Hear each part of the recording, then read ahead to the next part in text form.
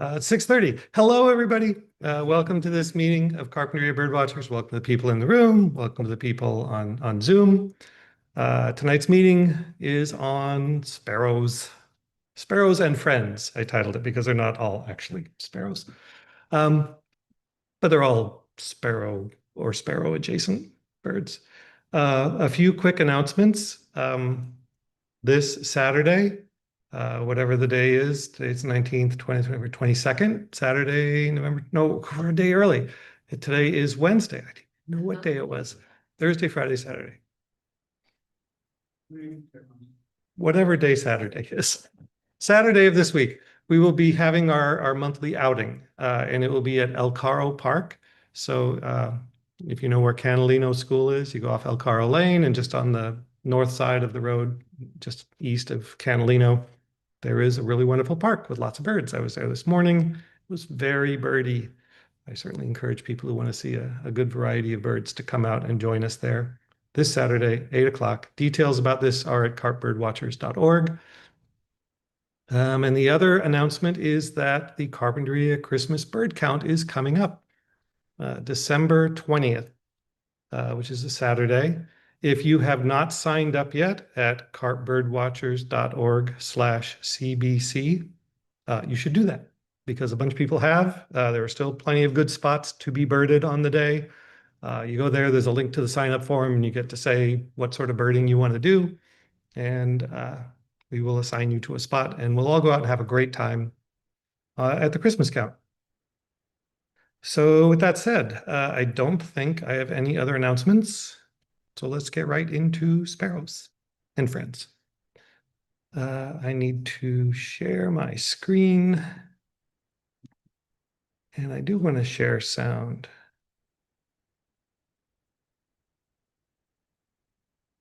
And we'll see if this worked.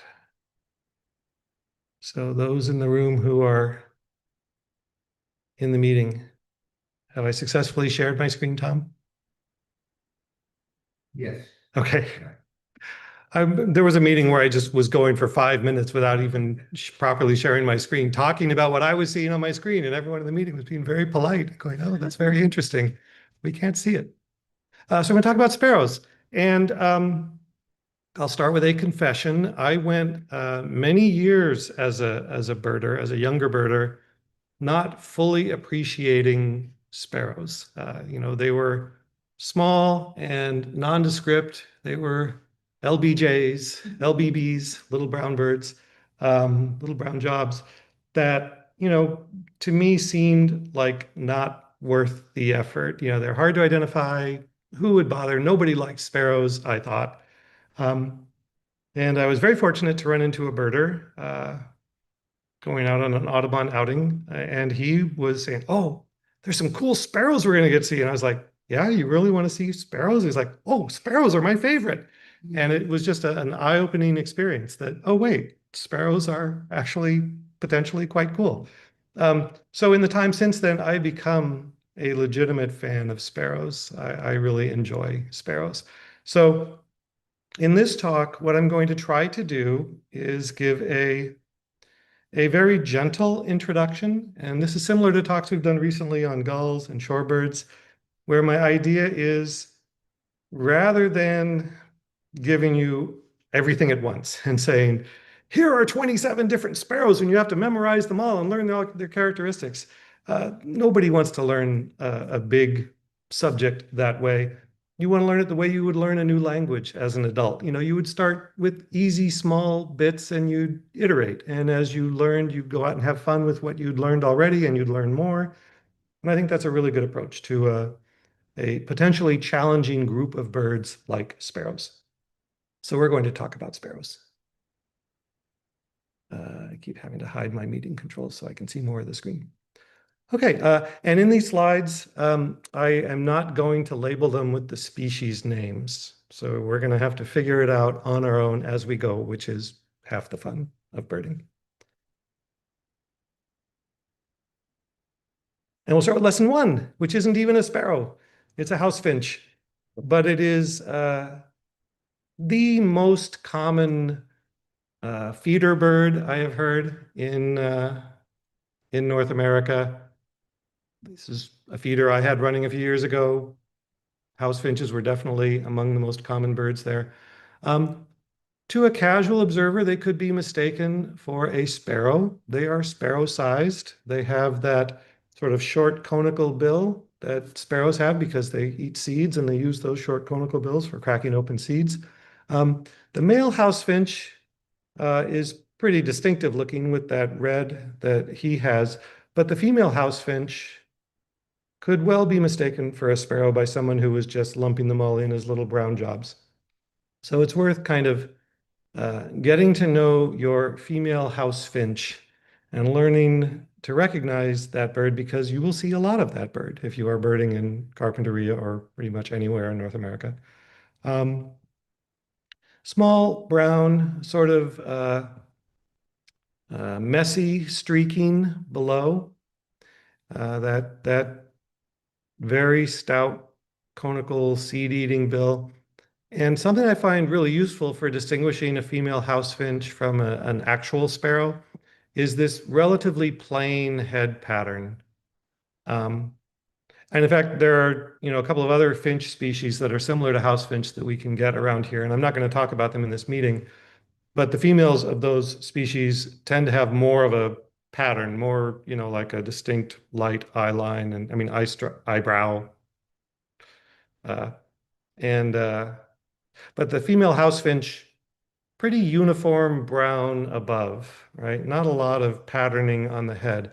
And in general, for these sparrows and sparrow adjacent birds, the head is a really useful thing to look at, the pattern of the plumage on the head. A lot of sparrows tend to look very similar in a lot of their body to other species of sparrows. But if they're going to be distinctive, the head is often a place where they are distinctive. So it's worth checking out. I'm going to try to share some sound files, and we'll see if I can make this work properly. I really wish this would go away permanently. So what I've done here is I've gone to the species page at eBird. So if you go to eBird and you look up house finch, and it's a link, you can click through to this page at eBird. And one of the cool things about this, besides the fact that they will show you, really nice photos of the bird. So here's a female or immature house finch. There's male, female, immature. You get some good looks. Here's this interesting variation that male house finches will get sometimes based on diet, where they're actually yellow rather than that brick red color. It's rare, but you see it. But also what they have here are cool sound recordings. So let's listen to a house finch. So hopefully that's audible in the Zoom meeting. It's not very audible in the room. Quiet. That's the song of the house finch. I also want to play their calls. You hear these a lot.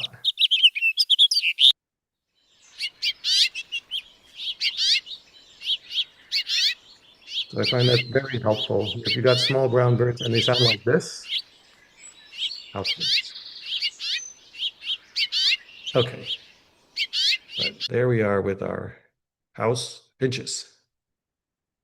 We'll move on to lesson 2. That was all of lesson 1. Wasn't that easy? Wasn't that great? Lesson 2 is the house sparrow. So now we've got a bird that actually has sparrow in its name, but technically not a sparrow by North American nomenclature, which I think is kind of interesting. So this is the house sparrow. It's a bird that originated in Europe and was brought over here. I forget the specific story about how house sparrows were introduced in North America, but they really love it here and they spread and now they're everywhere. In fact, they're all over the world. Wherever you have human habitation, they have adapted really well to, I don't know, as the McDonald's franchises have spread over the globe, the house sparrows have gone with them. So they're often competing for your French fries. And but it's interesting. So as I was growing up as a birder in North America, I learned, oh, well, it's called the house sparrow, but it's not really a sparrow. But when you look into it a little deeper, it kind of is the original sparrow. Like the word sparrow came from our European, predecessors, and they called this species a sparrow over in Europe. And then when they, invaded, colonized, when they showed up in North America, the European folks did, and started seeing little brown birds, they said, oh, they're sparrows. Well, yeah, they were a whole different group of birds, but these days, officially, we call them sparrows, or these New World sparrows, which are most of the birds we're going to talk about today. So they are sparrows, these guys, these European transplants. But they're technically in a different group than most of the sparrows we have in North America. Anyway, this is a male house sparrow. He's got that sort of characteristic pattern on the head. Here's a female house sparrow. She's got kind of that broad tan line coming off the back of the eye, can be kind of helpful for recognizing her. But compared to other official sparrows we have around here, pretty plain looking bird. And I want to play some, how do I do this? Whoops, we'll go back. I want to, going to be bothering you the whole meeting. In fact, let me drag this down. There we go, that'll be better. Okay. Yeah, so here's some more house sparrow photos from eBird. Some better photos, you can really see them. There's your female house sparrow. There's a non-breeding or immature male, I assume is what we're looking at there. An adult male in his breeding plumage. But what do they sound like?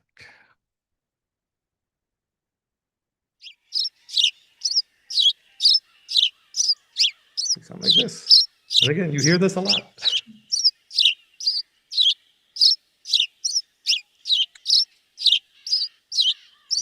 And then they say that's the song, and this is its call.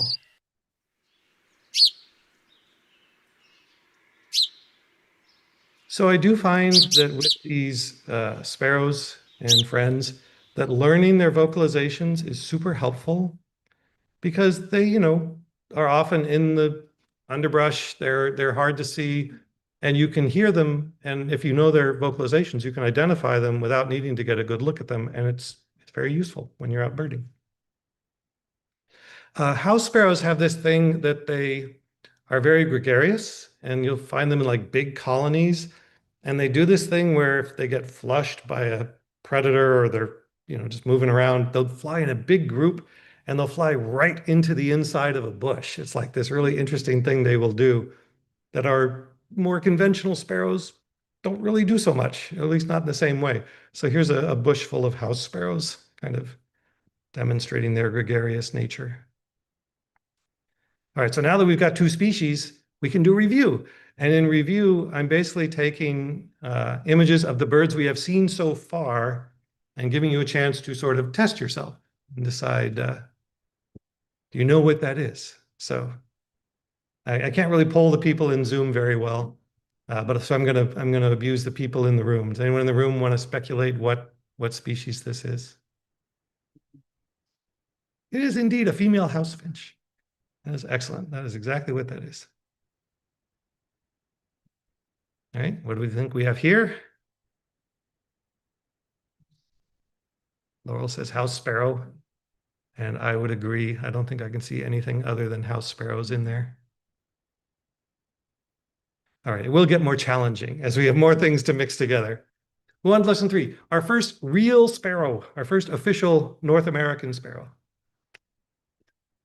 is the white-crowned sparrow, which really is a fabulous looking bird. And as I was saying, the sort of distinctive head pattern, the white-crowned sparrow really lives up to that in a big way. They've got those zebra stripes on the head.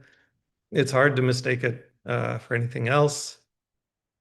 This is what an adult white-crowned sparrow looks like.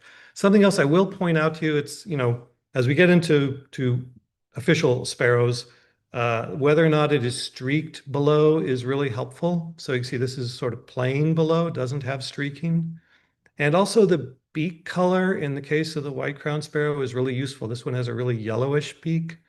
There are some different subspecies of white-crowned sparrows, and you'll see some variations in the beak color, but that kind of yellowish or pinkish beak that they tend to have is useful in distinguishing them from another species we'll see in a few minutes. But this is the adult white-crowned sparrow. And this is the immature white-crowned sparrow. I, for a time, and other birders I have run across, I know have made the same mistake, have thought that, oh, this must be the female sparrow and the one with the zebra stripes is the male, which is not actually the case. This is a first year bird. So this is once they get to their second full adult plumage is when they get those black and white stripes on the head, both males and females. But that first year of life, they look more like this bird. So it is a white-crowned sparrow, even though it has very little in the way of discernible white on its crown. But this is you see a lot of these, and in Carpinteria, we tend to, all the white-crowned sparrows leave in the breeding season, and then they come back in the winter. And when they come back in the winter, we have a lot of them. And a lot of them are first-year birds. So this is a look you want to get used to if you're out looking at sparrows, because you will see a bunch of those. And in general, they've got this kind of cool pattern on their upper parts. Again, plain below. We didn't do their vocalizations. Let me do that. Because white-crowned sparrows have a cool vocalization. And in fact, unlike some sparrows, they do sing even in their wintering ground. So you will hear them singing a lot. Let's go listen to them.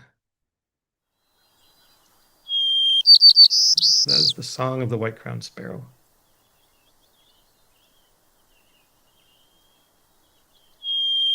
And there are some variations. Like if you listen to a bunch, you'll hear, oh, that one's a little different, or it's got the note in a little bit of a different cadence. But very cool. And they have a number of calls. This kind of loud sort of pink alarm call that they make. What's another one? Very thin kind of alarm call. A lot of sparrows have sort of similar, like little chip notes, kind of like this. I am not expert enough to go out there and reliably tell every time what I am hearing when I hear those little notes. But as you get better at it, it is very useful for knowing what you've got hiding in the bushes. Male and female sing. In terms of the vocalizations, yeah, they are distinguishable. I was reading just the other day, but I've never been able to do it in the field. The males and the females basically look the same. So you can easily tell, adults from immatures, but as far as sexing them in the field, it's challenging. And I say it's challenging because I don't know how to do it. It's probably not challenging for someone sufficiently expert, but there are some visual differences. I don't even know what they are. They're hard to see. They're subtle. Okay, so review. You ready for a quiz? I was one of those kind of annoying kids who enjoyed quizzes in school. It's like, ooh, this is fun. It's a game. All right, what do we think we have here?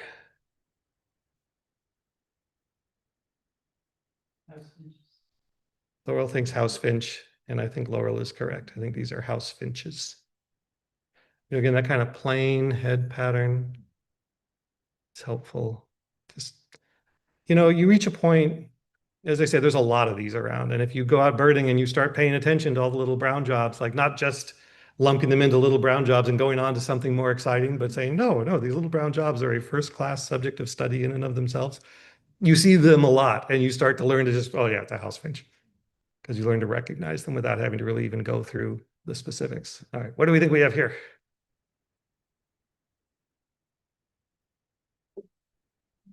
Yeah, I would agree. White-crowned sparrow. They really are, fairly easy to identify. If you get a good look at an adult, it's going to be a white-crowned sparrow.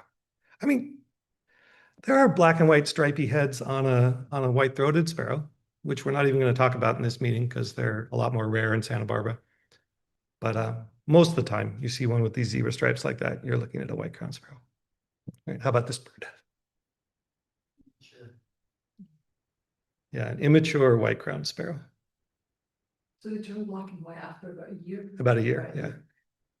Yeah, I think they go, I don't remember the technical term for all of the plumages they go through, and there are, of course, different systems for naming the different plumages. And in the gentle introduction discussion of sparrows, we're not going to talk about it, but yeah, it's about a year is when they get that adult look. All right, we're on to lesson 4, the golden-crowned sparrow. So this is a close relative of the white-crowned sparrow. They're both in the genus Zonotrichia. I'm not sure how to pronounce it. Zonotrichia, I'm going to say, with a Z. So they're close relatives. The golden crowned sparrow is distinguished from the white crowned sparrow pretty much by the head pattern. It has this gold on the crown, as the name implies, and then this broad black border on it. The immature bird is a lot, closer in appearance to an immature white-crowned sparrow. Like, it can be challenging to tell them apart, and they will mix together. Like, you'll see a flock with, around here, like 10 or 15 or 20 white-crowned sparrows, and there'll be one or two golden crown mixed in with them. Something that's really super useful is beak color. So the golden crowned sparrow has this kind of grayish beak. And if even in the adult, it still has basically this kind of gray beak. It doesn't have that yellow or pink, really light colored beak that the white crowned sparrow has. So that's a really useful way I find to pick them out. If you see a big group of them, of Zonotrichia sparrows all hanging around on the ground eating like they do, look at all their beaks and try and find the one with the gray beak. All right, review. What's that? Didn't do their sound. I don't hear them as much. So maybe that's why I'm less inclined to play their sounds. But they do have actually a very distinctive and different song. Let's see if we can hear it. It's very pretty.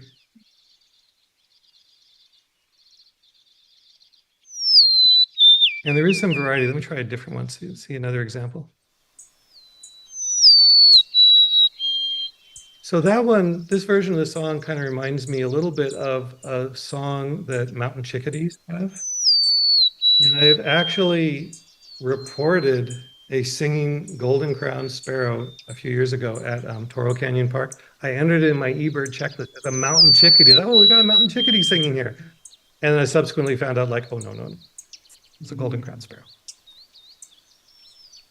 And then call-wise, I think they're pretty similar to the white crowned sparrow calls. Yeah, I am not good enough to distinguish them by call. I have to resort to head pattern and beak color. All right, thank you, Laurel, for reminding me that I had not done that. Any good spot to see that? At Baylor, so Carpinteria Bluffs. You get golden crowned sparrows there? Want to go into the fields, like on the walk. So like the eastern end of the parking lot? Yeah. They're always there. Wow. All right, Baylor Avenue parking at the Carp Bluffs, eastern end of the parking lot, this species. Okay, so let's go. So now that, see, the review will get more fun because now we've got more things I can mix together in the review. And this one I thought was very fun. So. All right, so I heard. Yeah, Michelle is absolutely correct. We've got a white crowned sparrow in the front, and you can even see a little bit of that yellow beak kind of helping to confirm. And then a golden crowned sparrow in the back. At the place we were just talking about. All right. This is kind of cheating. Like all the photos of my feeder in my backyard, they're the same birds. They're house finches. Yeah, male on the left, female on the right. All right, how about this bird? Yep, golden crowned sparrow. An immature golden crown. Or maybe, I'm not sure, I apologize. I should have looked this up. Golden crown do go between non-breeding, breeding plumage. So I'm not sure.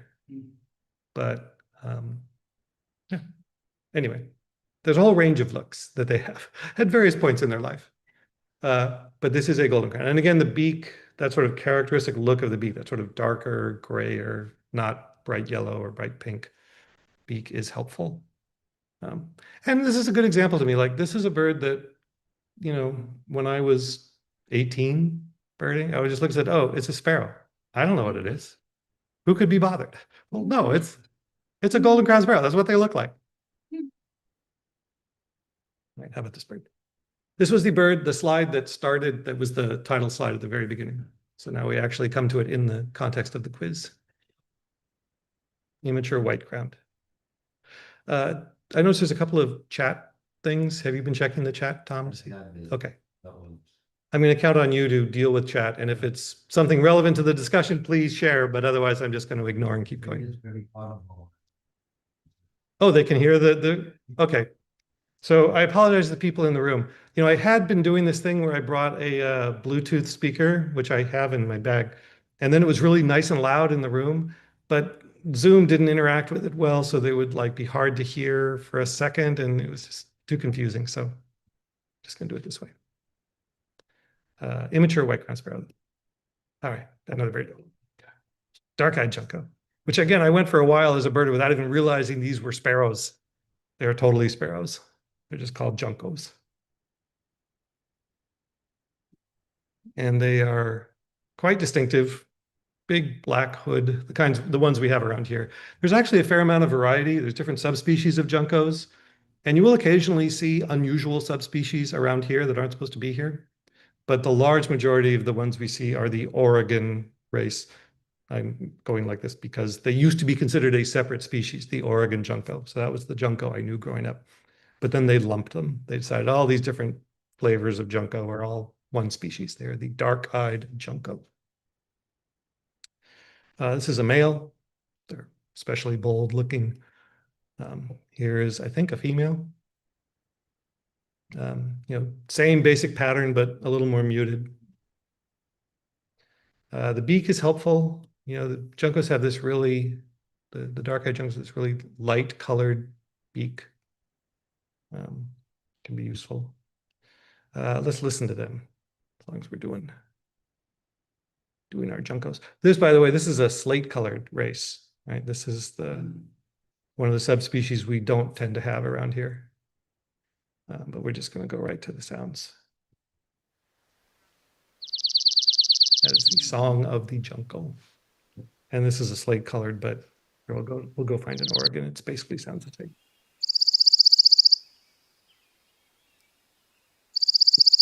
And then their calls are kind of cool. We have some examples. Well, we've got a lot of songs. Let me hear some calls. Yeah, I'm not sure you can hear it in the room. It's this faint little chip note. When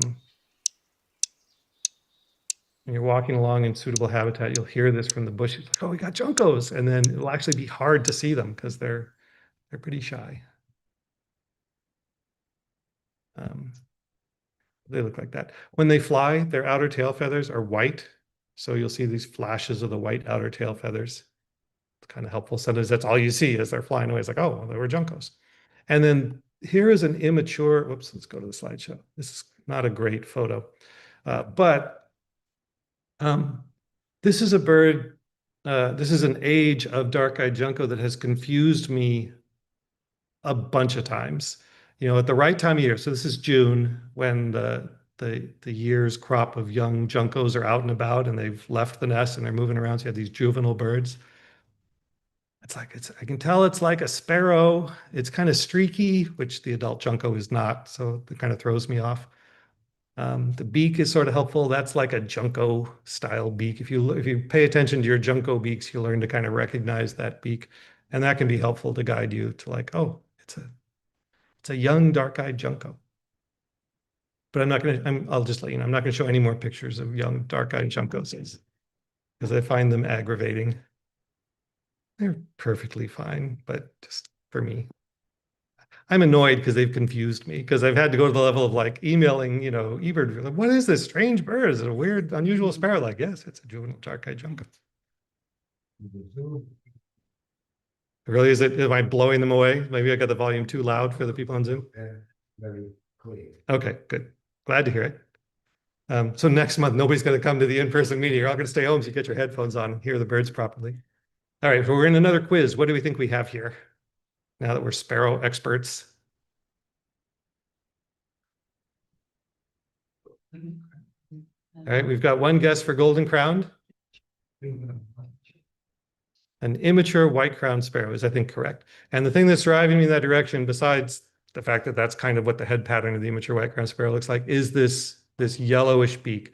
Again, The golden crown has this really gray kind of beak. It's just not as colorful, you know, as the white crowned sparrow's beak. Okay, on we go.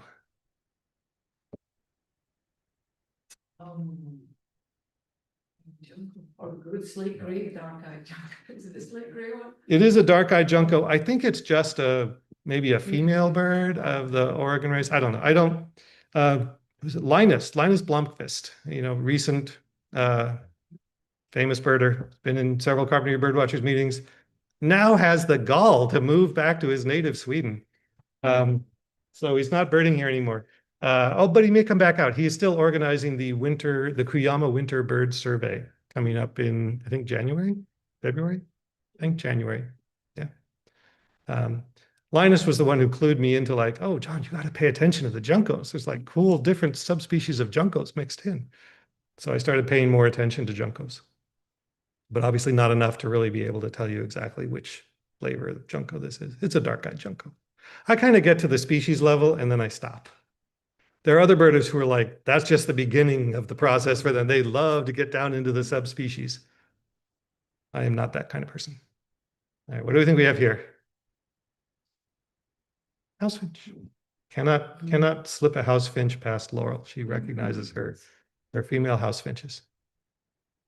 Right? We have to throw in some easy ones.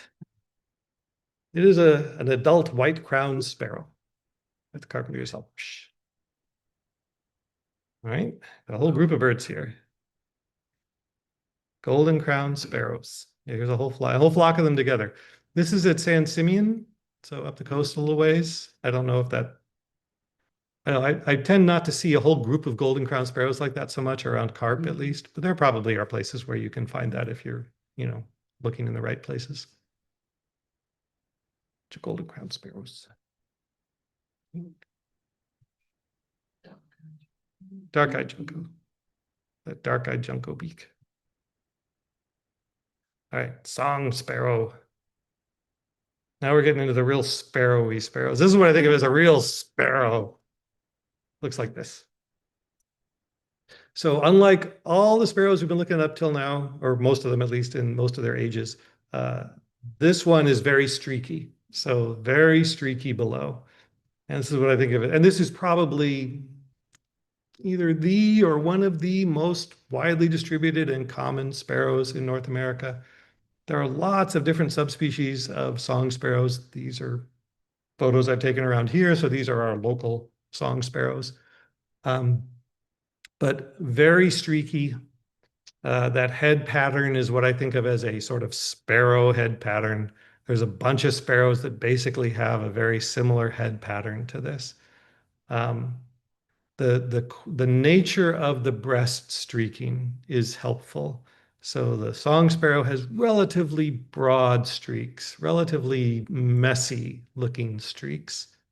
Right? We will see examples that look different on other species in a bit. Here's another look at a song sparrow. And they all kind of look the same, right? The young ones are kind of confusing because they're not as boldly streaked and they're kind of just confusing. We're not going to talk about them so much. But the adults all kind of look the same. But as you might expect, they are singers. They live up to their name. So here's a song sparrow song. Song sparrows, like all the Aucine birds in the Americas, they learn their songs. So there's a fair amount of variety because they learn them slightly differently in some cases. Song sparrows have a lot of different versions of this song. So we'll go find another one. You can see how it's different.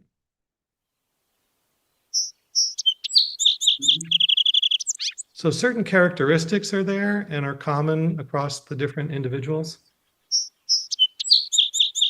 But you hear these singing a lot around here because they do breed around here and they'll get on their territory and they'll just be singing away like this. I'm going to skip down to make several different kinds of calls. Maybe this is the one I want.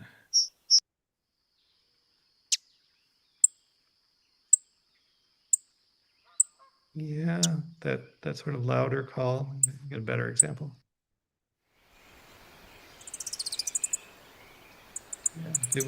we'll hear this kind of going on in the bushes.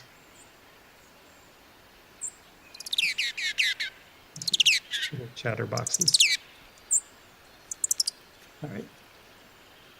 Makes you want to go out and go birding. Want to go listen to sparrows. Okay. So here is another song sparrow. The streaking often will form a central spot in the middle of the breast, but some other sparrow species can get that too. So it's not a slam dunk that if they have that big central spot, they're a song sparrow. And some song sparrows don't really have it. It's sort of a weird variation that some, I mean, it's not weird. Lots of them have it, but some of them don't. Like a lot of things with bird ID, you don't want to rely on just one characteristic. You want to have want to make a little matrix, a little mental matrix of different features. Well, does it have streaks or a plain breast? Oh, it's streaky. Are the streaks broad or are they fine? Oh, they're broad. Is there a central spot or no central spot? What's the head pattern look like? What's the beak look like? You put all those things together and then you start to get to where you can figure out what you're actually looking at. All right, so here we go. It does get harder as I go. I'm trying to get tricky as I go later on in the talk, as you get more experience.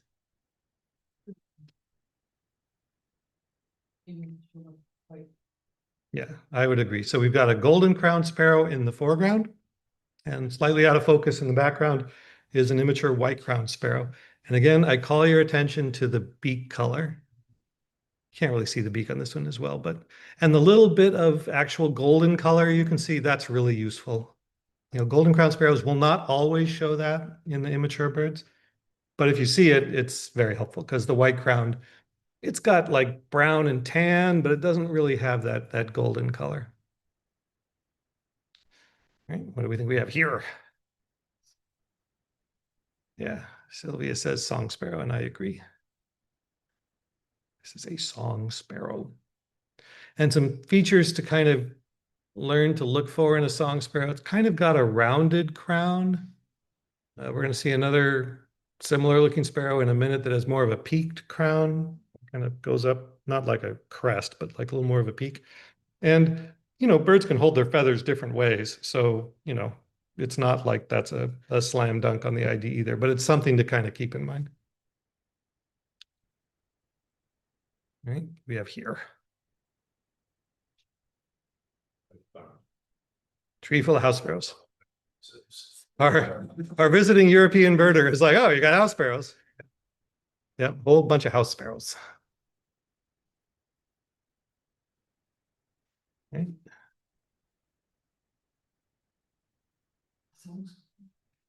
Yeah, Michelle says song sparrow, and I agree. Song sparrow. And you can see there's a fair amount of variation here. Like this one doesn't really have much of a central spot. Like I guess it has a little bit of one. And its streaking is kind of less extensive on the breast and the sides of the breast. But that is at least I called it a song sparrow. As we get into the trickier, photos towards the end, we're maybe going to see some that some more expert birder will look and say, I don't agree with you, John, which is fine. I could be wrong. Not about this one, though. There's a dark-eyed junco. What a pretty bird.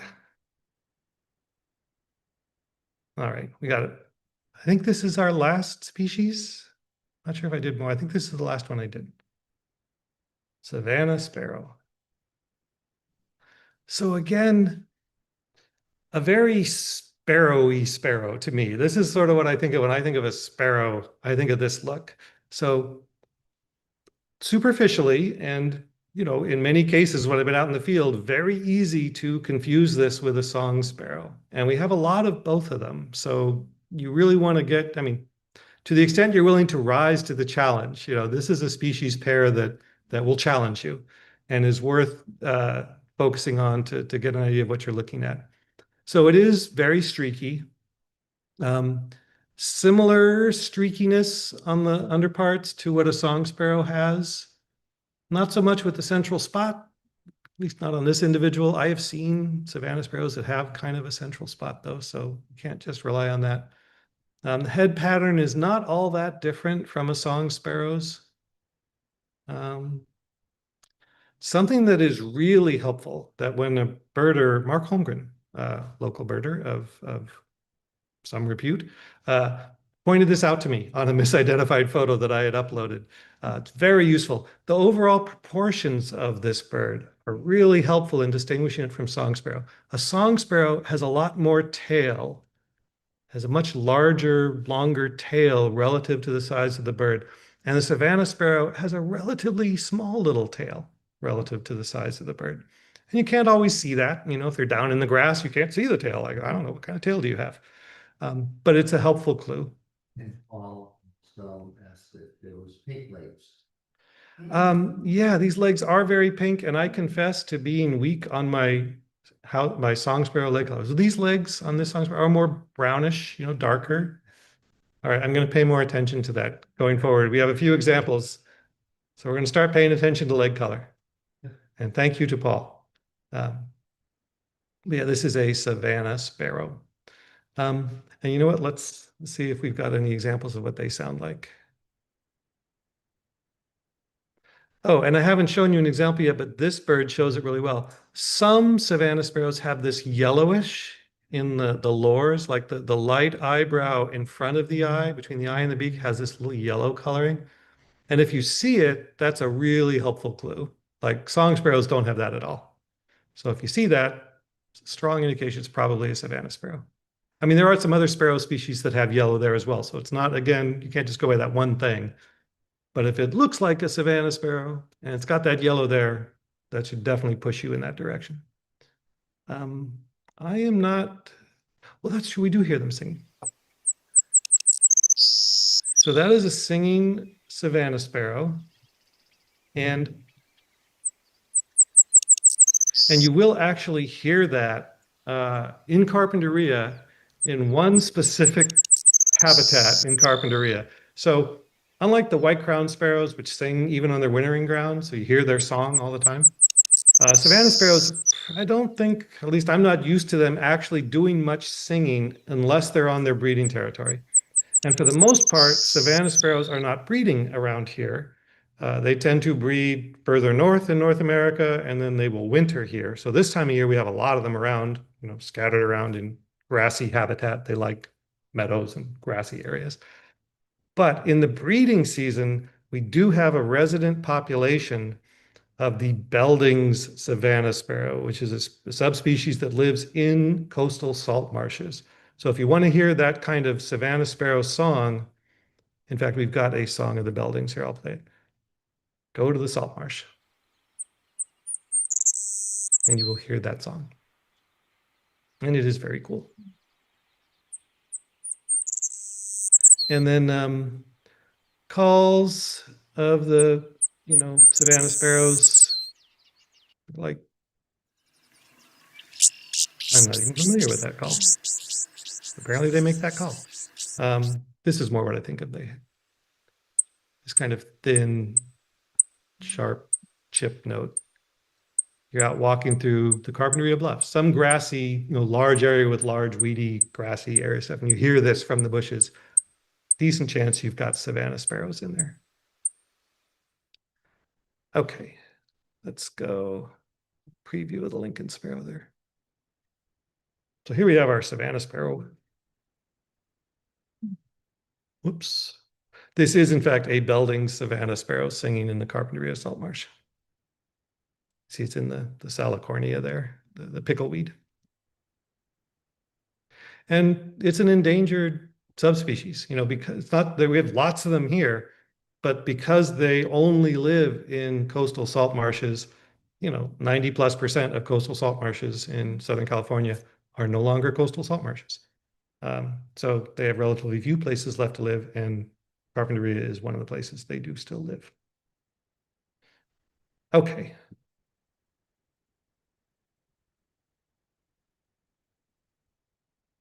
I'm getting tricky. I reported this as a house finch. I think it is, in fact, a female house finch. What do we think we have here? Very sparrowy. Yeah, savanna sparrows. These are your basic savanna sparrows. But these, I suspect, are not beldings. I think these are the nominate, the more typical savanna sparrows that are just wintering here. So in the winter, you go to the salt marsh, you see both kinds.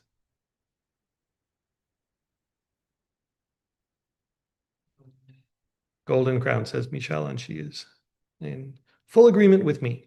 I think that is, in fact, a golden crown sparrow.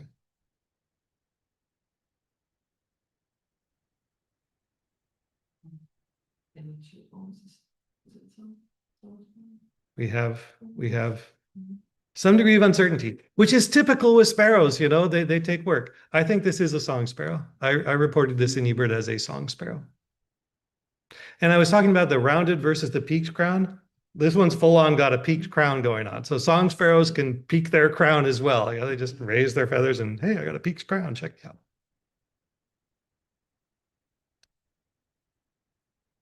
All right. Oh, this is the last one, I think. Lincoln sparrow.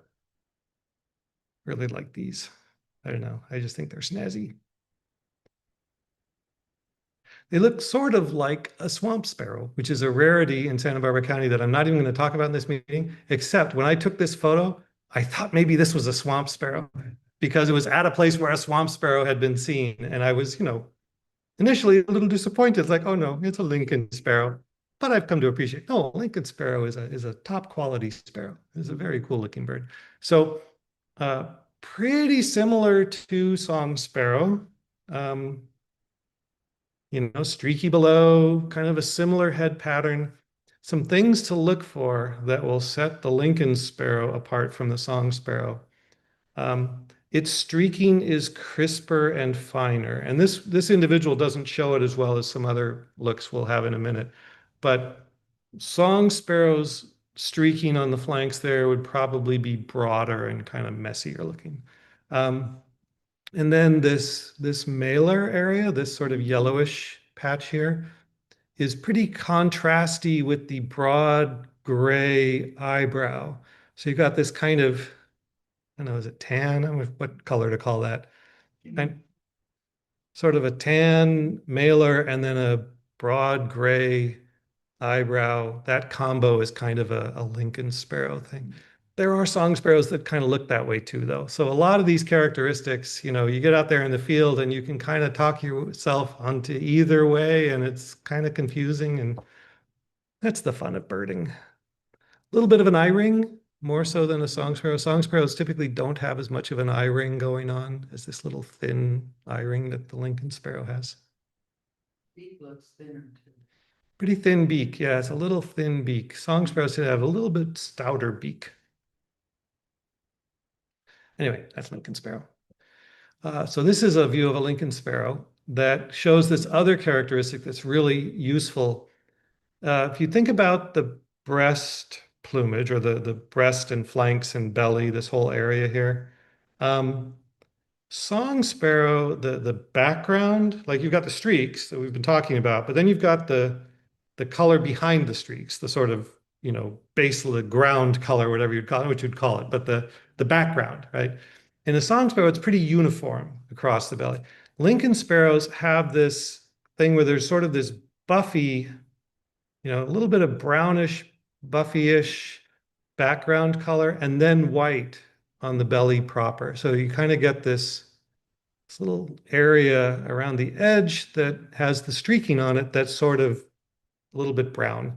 And this bird doesn't show it super well, but if you see that, that's a really strong clue that you're looking at a Lincoln sparrow. Okay. Oh, and we didn't make sounds of Lincoln sparrows.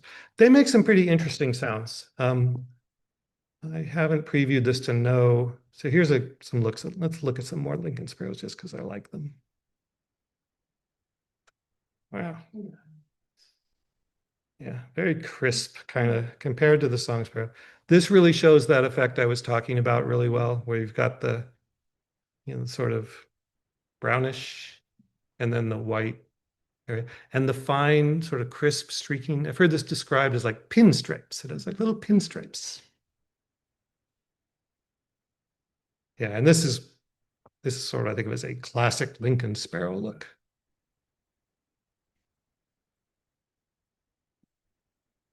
Oops. Yeah. So camouflage would be nice for. Yeah. And like, all these sparrows, these little brown jobs that are all kind of brown and streaky and, they live on the ground.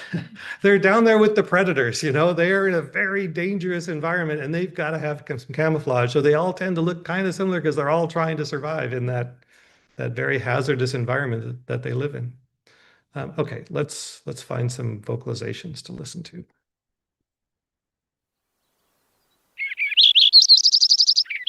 I think I have rarely heard Lincoln sparrows singing. I don't think they breed around here. I think they're more of a winter species. I am not familiar with that song. It's very pretty though. Chip calls I do hear.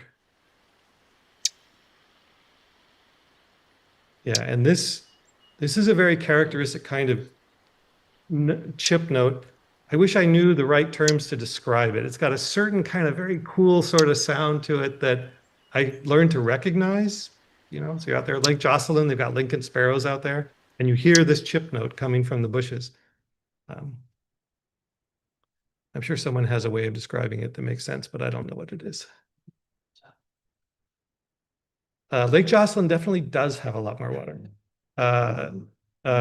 Nancy Barron went there and put in an e-bird that said, hey, Lake Jocelyn is full of water and it's full of ducks, which was really great because it had like no ducks, a week ago. It has a lot of ducks now.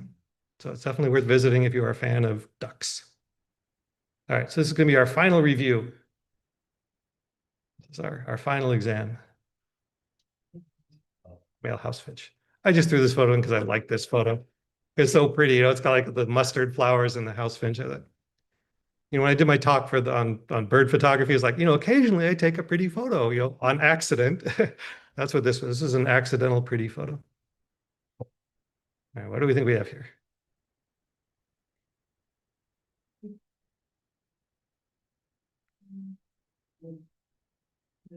Yeah, I agree with the emerging consensus in the room is that this is a Lincoln sparrow.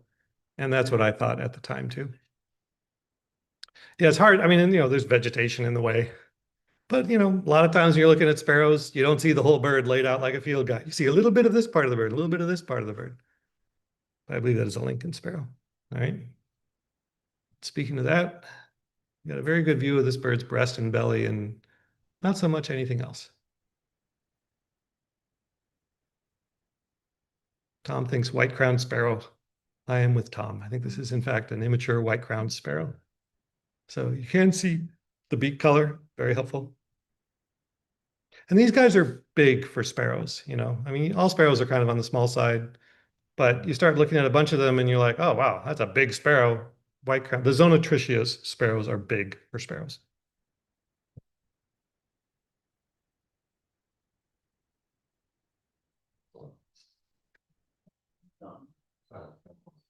I would agree with the folks in the room who are saying song. I think this is a song sparrow. Song sparrow is kind of like, sort of like around here, it's like the red-tailed hawk of sparrows. It's like you go out and you see a raptor around here, it's probably a red-tailed hawk. Like start with red-tailed hawk and then look and see if it might be something different. If you see a sparrow, start with song sparrow and then, or maybe white-crowned sparrow, depending whether it's streaky or not streaky. If it's not streaky, think white-crowned and then, see what else it might be. If it's streaky, think song sparrow and then work on maybe it's something different.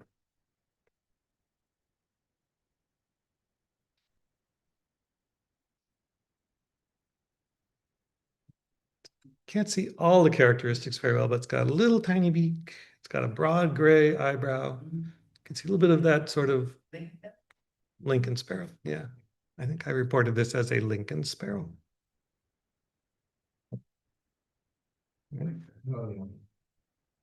Probably the same pair of sparrows I keep showing you. Yeah, golden crown in the back and white crowned sparrow in the front.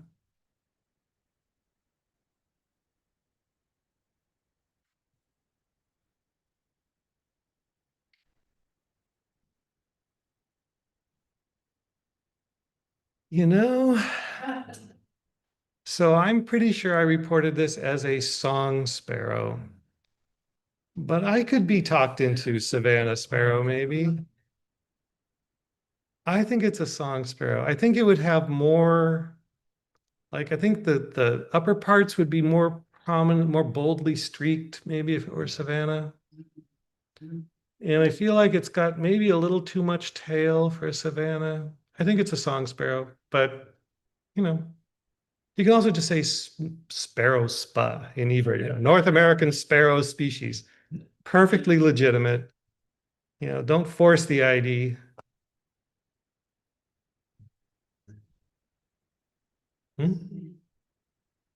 Yeah, Laurel says Savannah sparrow, and I agree with her. I think this is probably a Belding's Savannah sparrow, but it is in December, so it could be another kind of Savannah sparrow.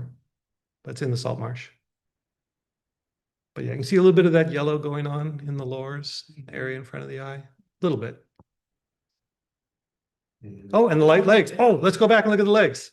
Yeah, see the brownish legs. The legs are not light enough on this to be a Savannah. All right, now I got to go back some more, find some more examples. Oh, see, dark brown legs on this song sparrow. Okay, I said I was going to remember, and then I promptly forgot to do that. But yeah, but this is lighter. Yeah. Okay. Paul says probably a bit camouflage. Yeah. And that's it. Those are all our sparrows. Yeah, stop sharing my screen. Okay, so that is it for sparrows. I'm going to go look kind of after the fact for what's going on in chat. Pink legs, camouflage legs, very audible on Zoom. All right, thank you all you participants giving that chat. And we got a lot of folks in Zoom. That's great. I'm so happy. On behalf of sparrows, I thank you for your attention. So summing up, go pay attention to sparrows. Now, I have to tell you too, this isn't even half of the sparrow species you can see in Santa Barbara County. There's, I could have kept going, but I think it was smart to stop what I did because this is supposed to be the gentle introduction, right? Yes. Maybe in a future meeting, we'll do the, non-gentle, we'll do Sparrows 202 or whatever, whatever the next class is after Sparrows 101. We'll do all the other sparrows because they are so cool. They really are. And a lot of the other sparrows we get in Santa Barbara County, they're harder to see. You kind of have to go out of your way to find them, or you just have to be lucky or chase after a reported rarity. But they're very distinctive looking. There's like, if you get these down, a lot of the other ones, the sort of cool, rare ones, are not as hard to identify. Like if you can find it, it's obvious. It's like, wow, look at that, like a lark sparrow. Like that's a boldly patterned head pattern. Anyway, we'll do that in a future meeting. We'll look at a bunch more sparrows. And Jenny asked, no toadies? Okay, now towies technically are sparrows, right? Which is another thing I didn't realize about sparrows when I was an early birder. No, towies are totally sparrows. I'm sure they think they are, the best sparrows because all those other sparrows are just little puny sparrows. We are the towies. We are the grand, awesome sparrows. So California towie, green-tailed towie. We get a rare green-tailed towie around here sometimes. They are in fact sparrows. And I just didn't include them just because, again, I was focusing on the little brown jobs. Yeah, anything else? Is that, see in the chat, is that new? Yeah, that's Jenny asking about the towies. And what that? Yeah. We're now intrigued in the room because someone in Zoom made a little heart response. They apparently really like the towies. I think it was Jenny. I'm not sure. I think it indicated it was Jay Slaughter. Oh, like I. Yes. No. They were having discussion about the Zoom administration. Those of you who have been coming to Carpinteria Birdwatchers meetings for a long time know that we have this sort of interesting history where for a while we were very open and we would publish our Zoom URLs well in advance to get more people in the meeting. And lo and behold, we got more people in the meeting. Some of whom were not as interested in birds as they were in, hilarious to them disruption of our Zoom meeting. People get different things out of it. I'm happy for them, but these days we lock it down so we can keep the content more focused on birds. Anyway, thank you all very much for coming and being part of this meeting. I encourage you to come out on Saturday. There are lots of sparrows at El Caro Park. And there's a lot of woodpeckers out there too. There were 2 downy woodpeckers out there this morning. There are acorns. Yeah, lots of. Yeah. I got this sense, maybe it's just because it's Christmas count season, so I'm starting to see potential rarities everywhere I go because we're really excited about the total species count of the Christmas count. So we want to find the rarities. When I was birding at El Caro Park this morning, I felt like there were rarities out there, you know, it felt like, you know, there could be a rarity to kind of check out all those cool birds. Anyway, come out on Saturday, we'll find some rarities. Thank you, everybody. Thank you, Douglas, for your thanks in chat, and we'll see you next time. So long. Thank you.